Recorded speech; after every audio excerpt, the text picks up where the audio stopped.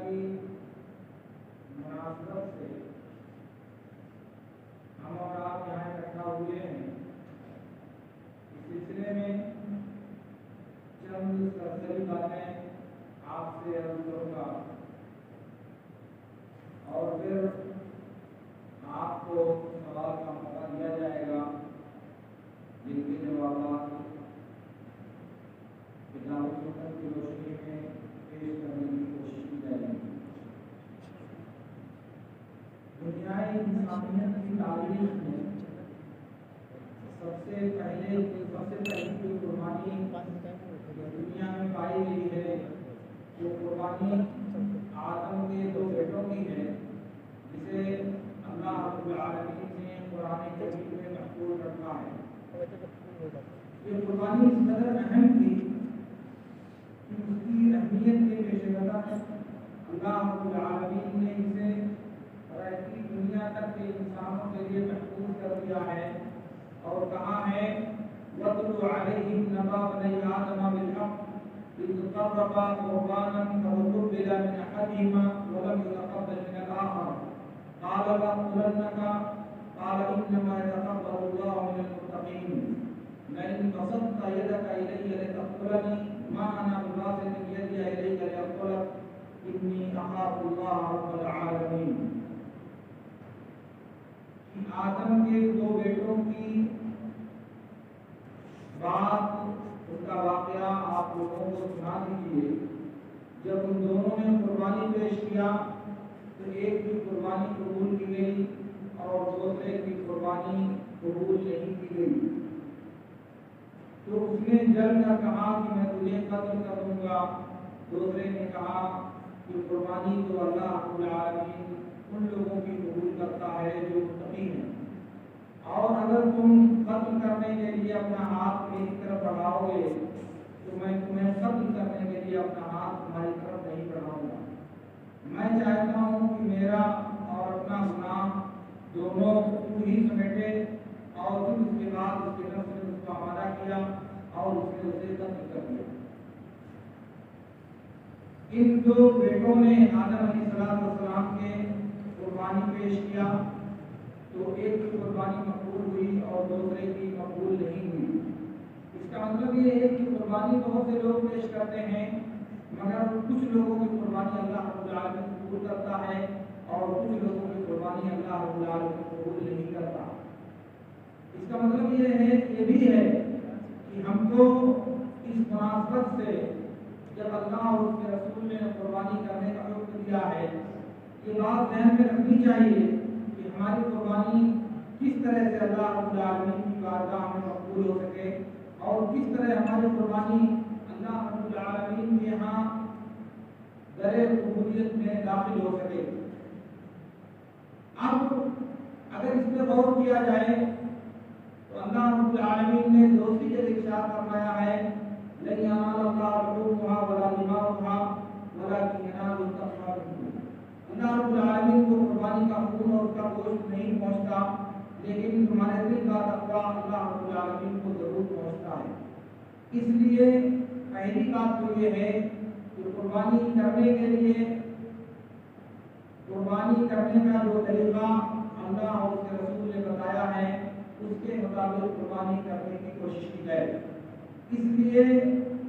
اخلاص کے ساتھ اللہ کی رضا کے لیے اور اللہ رب العالمین کے حکم کی تابعداری میں قربانی کرنے کی کوشش کرنی چاہیے۔ اس سلسلے کا دوسرا حکم یہ ہے کہ جس انسان کے پاس قربانی کی طاقت ہو اس کے لیے ان 10 دنوں میں بال اور ناخن کاٹنا درست نہیں ہے، کیونکہ نبی صلی اللہ علیہ وسلم نے اسے منع کیا ہے۔ صحیح مسلم وغیرہ کی روایت میں ام سلمہ رضی اللہ تعالی عنہا سے جو بات مروی ہے وہ یہ ہے کہ جس کے پاس قربانی کرنے کا ارادہ ہو اور وہ ذی الحجہ کا چاند دیکھ لے تو قربانی کرنے تک وہ اپنے بال اور ناخن نہ تراشے، اور دوسری روایت میں ہے کہ اپنے چمڑے کو بھی نہ کاٹے۔ یہ حکم اس شخص کے لیے ہے جو قربانی کرنے کا ارادہ رکھتا ہو، اور جس کے پاس قربانی کا ارادہ ہے اس کے پورے گھر والے اس قربانی قربانی میں شریک ہوتے ہیں، کیونکہ قربانی جو فرض ہوتی ہے وہ ایک گھر پر ایک جان یا ایک قربانی فرض ہوتی ہے۔ اس لیے اگر گھر میں ایک قربانی ہے تو اس قربانی میں گھر کے جتنے افراد ہیں وہ سب شریک ہوں گے، جیسا کہ ایک دوسری حدیث میں اللہ کے نبی صلی اللہ علیہ وسلم نے فرمایا ہے، یا ایھا الناس علی کل اہل بیت فی کل عام اضحیہ، اے لوگوں ہر سال ہر گھر والوں پر ایک قربانی ہے۔ اس لیے جب گھر والوں پر قربانی ہے اور گھر کے کسی فرد کو طاقت ہے یا گھر کا مالک قربانی کرنا چاہتا ہے تو اس کا مطلب کہ پورے گھر والے اس حکم میں شریک ہوں گے کہ وہ بال اور ناخن نہ تراشیں۔ اس میں چھوٹے اور بڑے، بالغ اور نابالغ کی کوئی تمیز نہیں ہے۔ ویسے نابالغ بچہ شریعت کا مکلف نہیں ہوتا، لیکن چونکہ جو ذمہ دار ہیں، جو گھر کے بالغ ہیں، وہ اس حکم میں شامل ہیں، اس لیے بعض تابعین اس حکم کو پورا کرتے ہوئے گھر کے چھوٹے بچوں کو بھی ان دنوں میں بال اور ناخن تراشنے سے روکتے تھے، اور چونکہ گھر والے پورے اور اس میں شریک ہیں اس لیے چھوٹے بچوں کو بھی بال کاٹنے سے ان دنوں میں روکا جائے گا، تاکہ ان کو بھی ان 10 دنوں میں قربانی کی وجہ سے بال اور ناخن نہ کاٹنے کی عادت پڑے۔ یہ بات محمد بن سیرین رحمۃ اللہ علیہ سے بسند صحیح ثابت ہے۔ وہ اپنے گھر کے بڑوں اور چھوٹوں سب کو ان 10 دنوں میں بال اور ناخن تراشنے سے منع کرتے تھے، بلکہ جب بعض لوگوں نے سعید بن مسیب کو سلمہ سے اس حدیث کو روایت کرنے والے راوی ہیں، سعید بن مسیب سے شکایت کیا کہ خراسان کے علاقے میں یحییٰ بن عمرو رحمۃ اللہ علیہ لوگوں کو ان 10 دنوں میں بال اور ناخن تراشنے سے منع کرتے ہیں، وہ لوگوں کو روکتے ہیں کہ ان 10 دنوں میں بال اور ناخن تراشا جائے۔ تو سعید بن مسیب نے کہا کہ بالکل ٹھیک کرتے ہیں، ہم لوگ بھی منع کرتے ہیں۔ کہا یہ کہاں سے؟ کہا کہ اصحاب نبی صلی اللہ علیہ وسلم سے اور ہم سے ام سلمہ رضی اللہ تعالی عنہا نے بیان کیا ہے کہ اللہ کے رسول صلی اللہ علیہ وسلم نے ارشاد فرمایا ہے۔ اسی طرح سے سنن کی روایت میں ابو ایوب انصاری رضی اللہ تعالی عنہ کی جو روایت ہے، کان الرجل منا یضحی شاة عنه وعن اہل بیته ویاکل ویطعم، کہ ہم میں سے ایک آدمی ایک بکری اپنے اور اپنے گھر والوں کی طرف سے قربانی کرتا تھا، تو خود بھی کھاتا تھا اور دوسروں کو بھی کھلاتا تھا۔ محل شاہد ہے کہ وہ قربانی اپنے گھر والوں کی طرف سے کرتا تھا، تو معلوم ہوا کہ قربانی جب گھر والوں کی طرف سے ہوتی ہے اور اجر میں پورے گھر والے شریک ہوتے ہیں تو ظاہر ہے کہ حکم میں بھی گھر والے شریک ہوں گے۔ اس لیے بال اور ناخن نہ کاٹنے کا حکم جس طرح گھر کے سرپرست اور گارجین کو ہے، اسی طرح گھر کے تمام افراد کو بھی یہی حکم ہے کہ وہ بال اور ناخن نہ تراشیں۔ اس لیے 10 دنوں میں حرام ہے کہ وہ آدمی جس کے گھر میں قربانی ہے وہ بال یا ناخن تراشے۔ اور اسی طرح سے ان 10 دنوں میں ایک خاص چیز جو نبی صلی اللہ علیہ وسلم نے خصوصیت کے ساتھ کرنے کا حکم دیا ہے، وہ کثرت کے ساتھ تکبیرات، تسبیحات اور تحلیلات کا اہتمام کرنا ہے۔ وہ احمد اور حدیث کی دوسری کتابوں میں ابن عمر، ابو ہریرہ وغیرہ سے جو روایت مروی ہے کہ اللہ کے نبی صلی اللہ علیہ وسلم نے کہا وَأَكْثِرُوا فِيهِنَّ مِنَ التَّهْلِيلِ وَالتَّحْمِيدِ وَالتَّكْبِيرِ، ان 10 دنوں میں کثرت کے ساتھ اللہ اکبر، الحمدللہ اور لا الہ الا اللہ پڑھا کرو۔ تو ان 10 دنوں میں بغیر کسی وقت کی تعین کے، یعنی بغیر فرض نماز کی تعین کے یا بغیر کسی خاص وقت کی تعین کے، ان اوقات کے ہر حصے میں یہ تکبیر اتارنے کا حکم اللہ کے نبی صلی اللہ علیہ وسلم نے دیا ہے۔ اور چونکہ سند کے اعتبار سے روایت ثابت ہے، اس لیے مستحب ہے کہ ان 10 دنوں میں تکبیرات کا خصوصی طور سے اہتمام کیا جائے۔ اور پھر 9 ذی الحجہ کو جو کہ یوم عرفہ کہا جاتا ہے، ایک دن کا روزہ رکھا جائے جو کہ 2 سال کے گناہوں کا کفارہ ہے، جیسا کہ صحیح مسلم کی روایت میں اللہ کے رسول صلی اللہ علیہ وسلم نے ارشاد فرمایا ہے، عرفہ کا دن وہ ہے جو 10 ذی الحجہ سے ایک دن پہلے ہوتا ہے یا قربانی سے ایک دن پہلے ہوتا ہے، اس لیے اسی دن یہ روزہ رکھا جائے گا جو قربانی سے ایک دن پہلے ہے۔ یہ بات یاد رہنی چاہیے کہ یوم عرفہ یہ علم ہے، نویں ذوالحجہ کا نام ہے، یہ اس دن کا نام نہیں ہے جس دن حاجی میدان عرفات میں جمع ہوتا ہے۔ یہ جو بعد میں لوگوں نے ٹی وی اور انٹرنیٹ کی ایجاد کے بعد یہ شوشہ پیدا کیا ہے کہ حاجی کب میدان عرفات میں جاتا ہے اور کب نہیں جاتا، ورنہ جس وقت اللہ کے رسول صلی اللہ علیہ وسلم نے اہل مدینہ کو عرفہ کے دن روزہ رکھنے کا حکم دیا تھا، اس وقت اہل مدینہ کو پتہ ہی نہیں چلتا تھا کہ مکہ میں حاجی عرفات میں کب جاتا ہے اور کب نہیں جاتا ہے، کیونکہ اس بات کا اس وقت امکان نہیں تھا۔ اور جو چیز اس وقت اور نبی صلی اللہ علیہ وسلم کے بعد تقریباً 1350 سال تک جو چیز دین نہیں تھی اور دین میں جس کی ضرورت نہیں تھی، اب ظاہر ہے کہ 1350 سال گزرنے کے بعد اسے دین بنانے کا حق کسی کو حاصل نہیں ہے۔ اور اس سے بڑی بات یہ ہے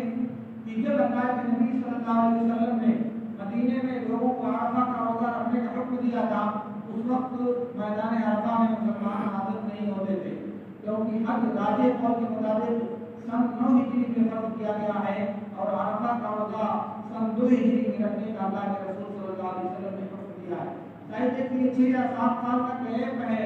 جس میں مسلمان میدان عرفات میں حاضر نہیں ہوتے تھے۔ تو اب ظاہر ہے کہ اس کو مسلمان کیسے اس کا روزہ رکھتے اور کیسے پتہ لگاتے تھے؟ میں عرض یہ کرنا چاہ رہا ہوں کہ اس زمانے میں یہ جو شوشہ چھوڑا جاتا ہے کہ عرفہ ہوا ہے جس دن حاجی میدان عرفات میں جاتا ہے، دلائل کے اعتبار سے یہ بات مضبوط نہیں ہے، بلکہ عرفہ کا دن وہ ہے جو یوم النحر یعنی 10 ذوالحجہ سے ایک دن پہلے آتا ہے اور وہی دن ہوتا ہے جس دن قربانی کی جاتی ہے، اس لیے قربانی سے ایک دن پہلے روزہ رکھا جائے گا۔ ہاں، اگر کوئی آدمی ان 10 دنوں کی فضیلت کے ناطے پورے عشرے میں روزہ رکھنا چاہتا ہے تو اس کے لیے یہ روزہ رکھنا اور بھلائی کے کسی بھی کام کو کرنا جائز اور مصنون ہے۔ یعنی اللہ کے نبی صلی اللہ علیہ وسلم نے ذوالحجہ کے 10 دنوں میں عمل صالح کی جو فضیلت بیان کیا ہے، اس فضیلت کے ناطے نفلی نمازیں، نفلی روزے، نفلی صدقات اور نفلی عبادتوں کا کثرت کے ساتھ اہتمام کرنا یہ مطلوب ہے، اور ان 10 دنوں کی عبادت سال کے دیگر تمام ایام سے زیادہ افضل اور بہتر ہے۔ اس لیے ان دنوں میں قرآن پڑھنا، ان دنوں میں نفلی نماز پڑھنا، ان دنوں میں نفلی صدقہ کرنا، ان دنوں میں نفلی نمازوں کا اہتمام کرنا دیگر دنوں میں یہ عبادات کرنے سے زیادہ افضل اور زیادہ ثواب کا باعث ہے۔ اس ناطے اگر کوئی آدمی عشرہ ذوالحجہ کا روزہ رکھنا چاہتا ہے تو اس کے لیے درست ہے کہ وہ روزہ رکھے، وہ تقریباً 8 دن روزہ رکھے گا، کیونکہ بیچ میں ایک دن سنیچر پڑے گا تو اس کو کراس کر کے پھر اس کے بعد یہ روزہ رکھے گا، یعنی سنیچر کو روزہ نہیں رکھے گا تو 8 دن بنے گا، یہ رکھ سکتا ہے۔ لیکن اگر کوئی آدمی احتیاط کی وجہ سے 8 اور 9 دونوں کو روزہ رکھنا چاہے تو یہ احتیاط بدعت ہے اور یہ درست نہیں ہے۔ اس لیے روزہ صرف ایک دن رکھا جائے گا اور وہ دن وہ ہے جو قربانی سے ایک دن پہلے آتا ہے۔ اس لیے بطور احتیاط اس سے زیادہ روزہ رکھنا یہ سنت کے مطابق نہیں ہے۔ اور اگر کوئی روزہ رکھنا چاہے تو عشرہ ذوالحجہ کے دنوں میں وہ روزہ رکھ سکتا ہے، سوائے سنیچر کے دنوں کی وہ تو اس دن صرف فرض کا حصہ ہے، فرض کے علاوہ کوئی روزہ اس دن نہیں رکھا جائے گا۔ اور پھر اس کے بعد جو جانور اللہ کی راہ میں قربان کرنے کا ارادہ ہو، اس جانور کو اللہ کے نبی صلی اللہ علیہ وسلم کے بتائے ہوئے طریقے اور آپ کے اختیار کردہ سنت کے مطابق اس جانور کو منتخب کرنے کی کوشش کرنی چاہیے۔ ان میں سے پہلی بات یہ ہے کہ قربانی میں 4 قسم کے جانور جائز نہیں ہیں۔ اگر وہ جانور قربان کیے جائیں تو ان کی قربانی درست نہیں ہوگی بلکہ قربانی باطل ہوگی۔ سنن کی روایت میں ہے، عبید بن فیروز الدہلوی رحمۃ اللہ علیہ کہتے ہیں کہ میں نے برا بن عازب رضی اللہ تعالیٰ عنہ سے پوچھا کہ قربانی میں کون سا جانور جائز ہے اور کون سا جانور جائز نہیں ہے، تو انہوں نے کہا کہ اللہ کے رسول صلی اللہ علیہ وسلم ہمارے درمیان خطبہ دینے کے لیے کھڑے ہوئے اور آپ نے ہاتھ سے اشارہ کیا، میری ہتھیلی نبی صلی اللہ علیہ وسلم کی ہتھیلی سے چھوٹی ہے اور میری انگلیاں نبی صلی اللہ علیہ وسلم کی انگلیوں سے چھوٹی ہے۔ آپ نے فرمایا اربعۃ لا تجوز فی الاضاحی، 4 قسم کے جانور ایسے ہیں جو قربانی میں جائز اور کافی نہیں ہیں۔ العورا البین عورها، البين ضلعها والمريضة البين مرضها والكسيلة التي لا تؤتي. کہاں کی وہ کانا جانور جس کا کانا پن ظاہر ہو، وہ لنگڑا جانور جس کا لنگڑا پن ظاہر ہو، اور وہ مریض اور بیمار جانور جس کی بیماری ظاہر ہو، اور وہ کمزور اور لاغر جانور جس کی ہڈیوں میں گدا نہ ہو. ان چار جانوروں کی قربانی باجماع امت جائز اور کافی نہیں ہے. اسی طرح سے اگر قربانی کے جانور کے کان میں کوئی عیب ہے، کان کٹا ہوا ہے، کان میں سوراخ ہے، آنکھ میں کوئی عیب ہے، تو ایسے جانور کی قربانی کرنے سے بچنا چاہیے، کیونکہ اللہ کے نبی صلی اللہ علیہ وسلم نے حکم دیا ہے کہ قربانی کے جانور کی آنکھ اور اس کے کان کو غور سے دیکھ لیا جائے. علی بن ابی طالب رضی اللہ تعالیٰ عنہ نے کہا اللہ کے رسول صلی اللہ علیہ وسلم نے ہم کو حکم دیا ان نستشرف العین والاذن، کہ ہم آنکھ اور کان کو غور سے دیکھ لیں. استشراف کے معنی ہوتے ہیں کسی چیز کو غور سے اور توجہ سے دیکھنا اور بار بار نظر ڈال کر اس پر غور کرنا، یہ استشراف کہلاتا ہے. اس لیے کان اور آنکھ میں کوئی بیماری ہے تو ایسے جانور کی قربانی کرنے سے بچنا چاہیے. البتہ ان کے علاوہ بقیہ جو عیوب ہیں، اگر وہ عیب ان چار عیب سے بڑھتے ہیں تو ظاہر ہے کہ وہ بدرجہ اولا ان کی قربانی جائز نہیں ہوگی. جیسے کوئی آدمی کانا ہونے کے بجائے اندھا ہے، اس کی دونوں آنکھیں نہیں ہیں، تو ظاہر ہے کہ اس کی قربانی جائز نہیں ہوگی. اور اسی طرح جگہ ہونے کے بجائے وہ اتنا معذور ہے کہ وہ چل ہی نہیں سکتا، اس کے دونوں پیر ٹوٹے ہوئے ہیں، یا اس کے 2 سے زیادہ پیر ایسے ہیں جن پر وہ کھڑا ہی نہیں ہو سکتا، تو ظاہر ہے کہ اس کی بھی قربانی درست نہیں ہوگی. ان کے علاوہ جو عیوب ان چار عیوب سے کمتر ہیں وہ عیب ہیں، اور عیب والی قربانی کرنے سے انسان کو بچنا چاہیے. لیکن اگر کسی نے قربانی کر لیا تو اس قربانی کے ناجائز اور ناکافی ہونے کی چونکہ ہمارے پاس کوئی دلیل نہیں ہے، اس لیے اسے منع نہیں کیا جائے گا. لیکن قربانی کرنے سے پہلے ضرور کہا جائے گا کہ یہ جانور چونکہ عیب دار ہے، اس لیے عیب والے جانور کی قربانی کرنے سے بچا جائے، عیب والے جانور کی قربانی کرنے سے احتیاط برتا جائے، تاکہ انسان جو چیز اللہ کی بارگاہ میں پیش کر رہا ہے وہ پاکیزہ اور عمدہ ہو، کیونکہ اللہ رب العالمین پاکیزہ ہے اور پاکیزہ چیز بھی کو قبول کرتا ہے. اور پھر اس کے بعد نماز پڑھنے کے بعد قربانی کی جائے اور جانور کو ذبح کیا جائے. دوسری چیز جو جانور میں ملحوظ رکھی جائے وہ یہ ہے کہ اگر وہ گائے، بکرا اور اونٹ ہے تو اس کا دانتا ہونا ضروری ہے، اور اگر بھیڑ ہے تو اس کا 7 بھر کا بچہ قربانی کرنا جائز ہوگا. یعنی اگر بھیڑ ہے تو دانتا ہونا ضروری نہیں ہے، بلکہ 7 بھر کا جو بھیڑ کا جانور ہے تو اس کی قربانی کرنا جائز ہوگا. لیکن اگر گائے، اونٹ اور بکری یا بکرا ہے تو اس کے لیے ضروری ہے کہ وہ دانتا ہوا ہو، بغیر دانتے ہوئے جانور کی قربانی جائز نہیں ہے. عام طور سے لوگ اشکال پیش کرتے ہیں صحیح مسلم کی اس روایت میں جو جابر بن عبداللہ رضی اللہ تعالیٰ عنہ سے مروی ہے کہ اللہ کے رسول صلی اللہ علیہ وسلم نے فرمایا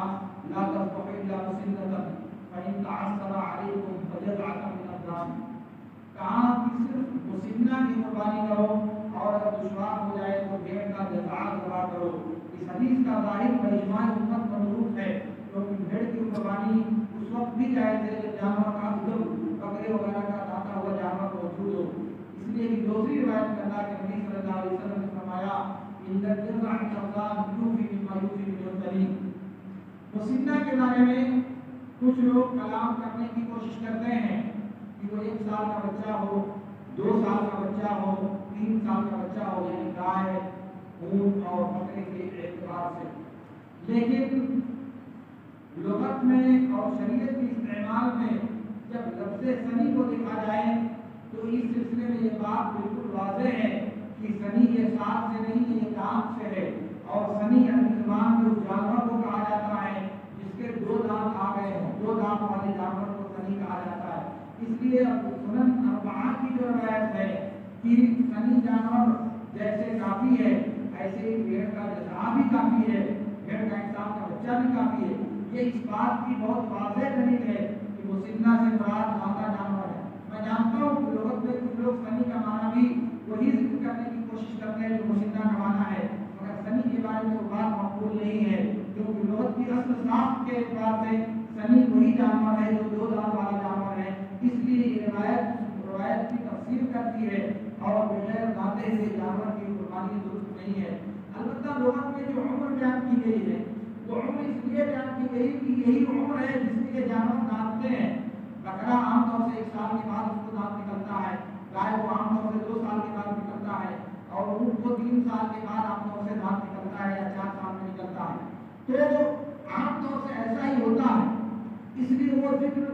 अज़राए तकरीब की गई है, या वो बात अज़राए तकरीब बयान की गई कि इसी उम्र में आमतौर से जानवरों को दांत निकलता है। ये नहीं कि इस उम्र के हो जाए और फिर उसके बाद वो काफी होंगे। उस उम्र को बताने के लिए शरीयत ने दूसरे अल्फाज इस्तेमाल किए हैं, जैसे इब्ने मखाज़, बिन्ते मखाज़, इब्ने नबूत, बिन्ते नबूत, हक्का और जज़ा जानवर की उम्र बयान करने के लिए शरीयत ने जिक्र किया हुआ है। तो जहाँ उम्र बयान किया शरीयत ने वहाँ दूसरे लफ्ज़ बयान किया है, लेकिन यहाँ चूंकि दांत को बयान किया है इसलिए यहाँ एक दूसरा लफ्ज़ शरीयत ने इस्तेमाल किया है। ये बात भी मलूज़ खातर रहनी चाहिए कि शरीयत ने यहाँ उम्र बयान नहीं किया है, बल्कि जानवर के दांत निकलने या ना निकलने का मरहला बयान किया है। इसीलिए जब बारा बिन आसिम के मामू अबू बुर्दा बिन नियाज़ के साथ मामला पेश आया, या इसी तरह से उक़बा बिन अम्र रज़ियल्लाहु ताला अन्हु के साथ पेश आया, या इसी तरह से बाम और दूसरे सहाबा किराम के साथ जब पेश आया, तो अल्लाह के नबी सल्लल्लाहु अलैहि वसल्लम ने इस बात की वज़ाहत किया, वलन तुज़िया नहरिन बअदक, यानी बगैर दांते हुए जानवर की कुर्बानी तुम्हारे बाद किसी दूसरे के लिए दुरुस्त नहीं है। और जाहिर है कि ये नस है इस बारे में कि अब उम्मत के लिए बगैर दांते हुए जानवर की कुर्बानी करना दुरुस्त नहीं है। और एक बात याद कर लें, उम्र के एतबार से अगर देखा जाए तो अबू बुर्दा बिन नियाज़ की रिवायत में अल्लाह के नबी सल्लल्लाहु अलैहि वसल्लम उन्होंने कहा था कि मेरे पास गोश्त की एक बकरी है जो 2 बकरियों से ज्यादा बेहतर है, यानी एक बकरी में इतना गोश्त है कि गोश्त की 2 बकरियों से ज्यादा उसमें गोश्त पाए जाते हैं। तो गोश्त की ये जाति जहाँ बहुत फर्मा और तंदुरुस्त होने की दलील है, वही इस बात की भी दलील है कि उसके ऊपर कपड़े की उसमें छोटा बच्चा नहीं था जिसको उन्होंने दवा करने की दरखास्त की थी। इसका मतलब कि वो उम्र दराज था, मोटा और तंदुरुस्त था, मगर उसमें ऐब ये था कि उसका दांत नहीं निकला हुआ था या वो दांता हुआ जानवर नहीं था। इसीलिए नबी सल्लल्लाहु अलैहि वसल्लम ने उनको रुख्सत देते हुए इस बात की वजाहत किया कि अब तुम्हारे पास किसी दूसरे के लिए दुरुस्त नहीं है। और फिर उसके बाद कुर्बानी के जो अय्याम हैं वो अय्याम दुरुस्त कौल के मुताबिक 4 दिन हैं। 10 के बाद 13 ज़ुल्हिज्जा की मगरिब तक, इस दरमियान जो कि पहले दिन 10 को नमाज के बाद कुर्बानी करनी है, और उसके बाद दिन और रात के किसी भी हिस्से में मगरिब की नमाज होने से पहले, यानी 13 तारीख को सूरज डूबने से पहले कभी भी कुर्बानी की जा सकती है। इस सिलसिले में जुबैर बिन मुतइम रज़ियल्लाहु ताला अन्हु की रिवायत क़वाइद उसूल हदीस की रोशनी में अगर देखा जाए तो वो सनद के एतबार से साबित है और कम से कम हसन के दर्जे में है, वरना मुताअद्दिद रिवायतों को जमा किया जाए तो बज़ाहिर वो हदीस सनद के एतबार से सही है। और इससे ज़्यादा बड़ी बात ये है कि यही हदीस अबू हुरैरा रज़ियल्लाहु ताला अन्हु की सनद से मुआविया बिन यहया सलफ़ी ने बसनद ज़ुहरी अन सईद बिन मुसय्यब अन अबी हुरैरा रिवायत किया है। और मुआविया बिन यहया सलफ़ी जब अहले शाम से रिवायत करते हैं तो उनकी रिवायत सहीह और मकबूल होती है, जैसा कि इमाम बुखारी रहमतुल्लाह अलैहि वगैरह ने इसकी वजाहत किया है। इसलिए ये सनद बताते खुद सही है, मगर इसमें अहले शाम से रिवायत करने के बाद जो सनद बयान की गई है वो सनद सही है। और फिर उसके बाद اور ابو ہریرہ رضی اللہ تعالیٰ عنہ نے ثابت ہے کہ اللہ کے نبی صلی اللہ علیہ وسلم نے کہا کل ایام تشریق لکم، اور اسی لیے بہت سے علم نے اس حدیث کو صحیح بھی قرار دیا ہے۔ تو یہ دوسری روایت ہے جو جبیر بن مطعم کی روایت سے ہٹ کر ہے۔ اور اسی طرح سے ایک تیسری بات یہ بھی ہے کہ اللہ کے نبی صلی اللہ علیہ وسلم نے ایام تشریق کے بارے میں کئی صحابہ کرام سے اعلان کروایا تھا۔ ابو ہریرہ، نبیشہ، خزلی اور دیگر صحابہ کرام سے کہ ایام منا ایام اکل و شرب للہ، ایام منا یعنی ایام تشریق یہ کھانے اور پینے اور اللہ کے ذکر کے دن ہیں۔ گویا کہ جیسے عید کا دن کھانے پینے اور اللہ کے ذکر کا دن ہے، ایسے ہی ایام تشریق بھی عید کے ساتھ شریک ہے۔ اس کا مطلب یہ ہوا کہ عید کے دن ہم لوگ 3 کام کرتے ہیں۔ ایک تو اس دن روزہ رکھنا حرام ہوتا ہے، اسی طرح ایام تشریق کے 3 دن بھی روزہ رکھنا حرام ہوگا۔ عید کے دن تکبیر پکارنا مستحب ہوتا ہے، ایام تشریق کے 3 دن بھی تکبیر پکارنا مستحب ہے۔ اور عید کے دن ہم قربانی بھی کرتے ہیں، اسی طرح ایام تشریق میں بھی ہم قربانی کرتے ہیں۔ تو ایام تشریق کے جو دن ہیں وہ قربانی کے ساتھ عید ہونے میں، تکبیر پکارنے میں، روزے کے حرام ہونے میں بجماع امت شریک ہے، متفق ہے۔ البتہ قربانی کے بارے میں لوگ اختلاف کرتے ہیں کہ ایام تشریق کے 2 دن ہیں یا 3 دن ہیں۔ اب ظاہر ہے کہ جو لوگ 2 دن پر آ کر کے روک دیتے ہیں، شریعت میں ان کے پاس کوئی دلیل نہیں ہے، شریعت میں ان کے پاس کوئی دلیل نہیں ہے جو اس بات پر دلالت کرے کہ 12 تاریخ تک قربانی کی جائے۔ قربانی یا تو صرف 10 تاریخ کو کی جائے، یا اگر 10 سے بڑھائی جاتی ہے تو اسے 13 تاریخ تک ہونا چاہیے، کیونکہ ایام تشریق 13 کو ختم ہوتے ہیں، ایام تشریق 12 کو ختم نہیں ہوتے۔ اور ایام تشریق کے 13 تک ہونے پر پوری امت کا اجماع اس کے خلاف نہیں ہے کہ ایام تشریق 13 کو ختم ہوتا ہے، کیونکہ یہ قرآن میں اللہ رب العالمین کا نص ہے۔ اس لیے تشریق کے 3 دن ہونے کا سب کا اتفاق ہے۔ کچھ لوگ اسے 4 شمار کرتے ہیں، کچھ لوگ 3 جو 4 شمار کرتے ہیں وہ 10، 11، 12، 13 کو کرتے ہیں، اور جو لوگ نہیں شمار کرتے وہ 11، 12 اور 13 کو کرتے ہیں۔ 12 پر تشریق کو کوئی فرق نہیں کرتا۔ تو اب جب تشریق کے دن روزہ نہیں رکھا جائے گا تو روزہ 13 تک نہیں رکھا جائے گا۔ تکبیر پکارنا مستحب ہے 13 تک، تو قربانی کو راستے میں تو روک دیا جائے گا، اس کو 13 تک کیوں نہیں لے جایا جائے گا؟ تو جس دلیل سے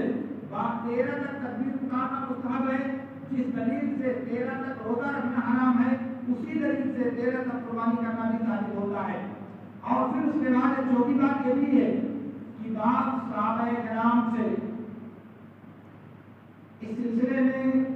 4 دن قربانی کرنا اور دیگر صحابہ کرام سے 3 دن قربانی کرنے کا ثبوت ملتا ہے۔ جو لوگ 3 دن قربانی کرنے کے قائل ہیں ان کی سب سے بڑی دلیل عبداللہ بن عمر رضی اللہ تعالیٰ عنہ کا فتویٰ ہے، جسے مالک نے بسند نافع عن عمر روایت کیا ہے کہ انہوں نے کہا کہ قربانی کا دن یوم النحر کے بعد 2 دن ہے۔ لیکن یہ عبداللہ بن عمر رضی اللہ تعالیٰ عنہ کا فتویٰ ہے۔ ان کے مقابلے میں بزار وغیرہ کی روایت میں ابن عباس وغیرہ کا فتویٰ ہے، اور بعض اہل علم نے علی رضی اللہ تعالیٰ عنہ کا فتویٰ ذکر کیا ہے، اس کی سند مجھے معلوم نہیں ہے، لیکن یہ اقوال صحابہ باہم متعارض ہے۔ اگر عبداللہ بن عمر رضی اللہ تعالیٰ عنہ 3 دن کہتے ہیں تو ابن عمر رضی اللہ تعالیٰ تو ابن عباس رضی اللہ تعالیٰ عنہ 4 دن سے قرار دیتے ہیں، اور ان کا قول ثابت ہے، اور علی رضی اللہ تعالیٰ عنہ سے بھی مروی ہے۔ تو اب ظاہر ہے کہ صحابہ کے اندر جب باہم اختلاف ہو تو ان میں سے کسی ایک کا قول دوسرے کے خلاف حجت نہیں ہوتا۔ جب صحابہ کے اقوال متعارض ہوں تو وہاں ایک دوسرے کے لیے کے خلاف حجت نہیں بنتے، اس لیے دیکھا جائے گا کہ دلیل دوسری کس کی تائید کرتی ہے۔ اور یہاں چونکہ ہمارے پاس نبی صلی اللہ علیہ وسلم کا فرمان موجود ہے کہ تشریق کے سارے دن قربانی کے دن ہیں، اس لیے راجح بات یہی ہے کہ قربانی کے دن 4 ہیں، اور ان 4 دنوں میں بغیر کسی حرج کے قربانی کرنا درست اور جائز ہے، جو کہ نبی صلی اللہ علیہ وسلم کا